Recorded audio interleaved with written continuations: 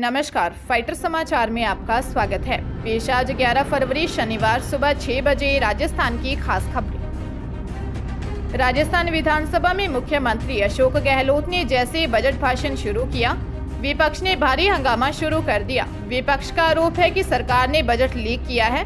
भारी हंगामा करते हुए विपक्षी सदस्य सदन के वेल में आ गए। विपक्ष ने ये भी आरोप लगाया कि मुख्यमंत्री ने बजट की पुरानी लाइनें पढ़ी हैं। भारी हंगामे के कारण सदन आधे घंटे के लिए स्थगित कर दी गई।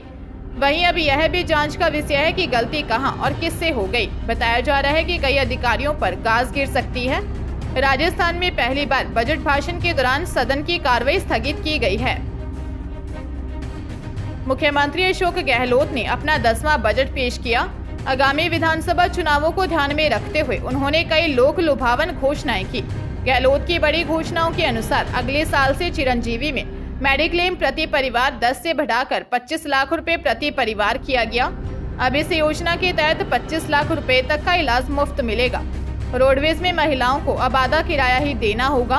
रोडवेज किराए में छूट को 30% से बढ़ाकर 50% करने की घोषणा की। कोरोना में अनाथ हुए बच्चों को सरकारी नौकरी की घोषणा। खाद्य सुरक्षा परिवारों को मुफ्त अन्नपूर्णा फूड पैकेट दिए जाएंगे। पैकेट में दाल, चीनी सहित राशन की सामग्री होगी। 3000 करोड़ रुपए खर्च होंगे। 500 रुपए में गैस सिलेंडर। 76 लाख परिवारों को 500 रुपए में LPG सिलेंडर। घरेलू उपभोक्ताओं के लिए मुख्यमंत्री निःशुल्क बिजली योजना शुरू होगी। 100 यूनिट तक बिजली मुफ्त मिलेगी। श्री गंगानगर में यूथ हॉस्टल और डिजिटल लाइब्रेरी खुलेगी। नशा मुक्ति केंद्र व रोड सेफ्टी टास्क फोर्स का गठन होगा। बूंदी पोक्सो कोर्ट के न्यायाधीश सलीम बदर ने 6 साल की मासूम के साथ अश्लील हरकत और छेड़छाड़ के आरोपी को दोषी करार दिया है। पोक्सो कोर्ट संख्या 1 ने 6 साल की मासूम के साथ अश्लील हरकत और छेड़छाड़ के आरोपी को दोषी करार दिया है। न्यायाधीश सलीम बदर ने दोषी को 5 साल का कठोर कारावास और 15,000 के जुर्माने से दंडित किया है। पीड़िता के पिता ने बूंदी महिला थाने में रिपोर्ट दर्ज करवाई थी कि 29 सितंबर 2021 को उसकी 6 साल की नाबालिग पुत्री घर के बाहर खेल रही थी। उसको आरोपी बिट्टू और जैद खान एक कमरे में ले गया और उसके साथ गलत हरकतें की। पुलिस ने मामले की जांच कर आरोपी के खिलाफ कोर्ट में आरोप पत्र पेश किया। कोटा में 10वीं मंजिल से कूदकर छात्रा के जान देने के मामले में चौंकाने वाली बात सामने आई है। मौत से करीब 2 घंटे पहले छात्रा की अपने बड़े भाई से मोबाइल पर बात हुई थी। फोन पर छात्रा ने उसी की बिल्डिंग में रहने वाली किसी आंटी का जिक्र किया था। छात्रा ने अपने भाई को बताया कि आंटी उसे धमका रही थी।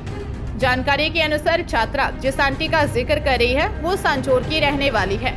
अपने बेटे के साथ इसी बिल्डिंग में रहती है। बताया जा रहा है कि महिला का बेटा और छात्रा एक दूसरे से बात करते थे। यह बात महिला को पता लग गई थी। महिला छात्रा को समझाने उसके रूम पर गई थी। महिला ने छात्रा से पढ़ाई पर फोकस करने के लिए कहा था। 2 दिन पहले लड़के की मां भी उनके फ्लैट पर आई थी। रात करीब 1 बजे धमका कर गई थी। हादसे वाले दिन भी शाम को भी वह आई। मृतक छात्रा कृष्णा को धमकी दी। उसी के बाद से बहन सदमे में आ गई। DSP शंकर लाल ने बताया कि महिला द्वारा छात्रा को समझाने वाली बात सामने आई है। इस संबंध में महिला से पूछताछ की गई है। जयपुर जिले के चोमू के कालाडेरा थाना इलाके में 4 साल की बच्ची के साथ रेप करने के प्रयास का मामला सामने आया है। मासूम बच्ची कालाडेरा इलाके में एक शादी समारोह में अपने माता पिता के साथ आई हुई थी। यहां एक 27 साल का युवक रात को बच्ची का किडनैप कर पास के सरसों के खेत में ले गया और उसके साथ रेप करने की कोशिश की। इस दौरान रास्ते से गुजर रहे 2 लोगों ने बच्ची की चीख सुनी तो खेत में गए, जहां युवक बच्ची के साथ गंदी हरकत कर रहा था। लोगों को आते देख आरोपी फरार हो गया। सूचना मिलने पर कालाडेरा थाना प्रभारी हरबेंदर सिंह मौके पर पहुंचे और जानकारी ली। मामले की गंभीरता को देखते हुए थाना प्रभारी ने तुरंत 2 टीमों का गठन किया और हुलिये के आधार पर 12 घंटे में आरोपी 27 वर्षीय विमल कुमार बलाई निवासी सिरसली थाना इलाका कालाडेरा को गिरफ्तार कर लिया। सवाई माधोपुर में देर रात 3 बजे बदमाश SBI बैंक का ATM उखाड़ कर ले गए। 6 बदमाशों ने सरिये से तोड़ा और पिकअप में लोड कर भाग गए। ATM में करीब 8 लाख रुपए नकदी थी।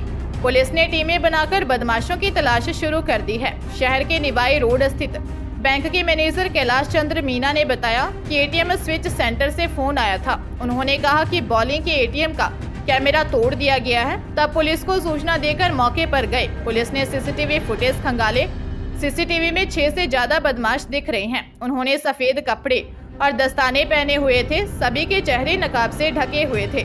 बदमाशों ने रात 2 बजे एटीएम के शटर का कुंडा तोड़ा था। इसके बाद सरिये और अन्य सामानों से एटीएम को उखाड़ने के बाद करीब 5 मिनट में ओपन पिकअप गाड़ी में लोड कर भाग गए। पुलिस ने नाकाबंदी कर चोरों की तलाश शुरू कर दी है।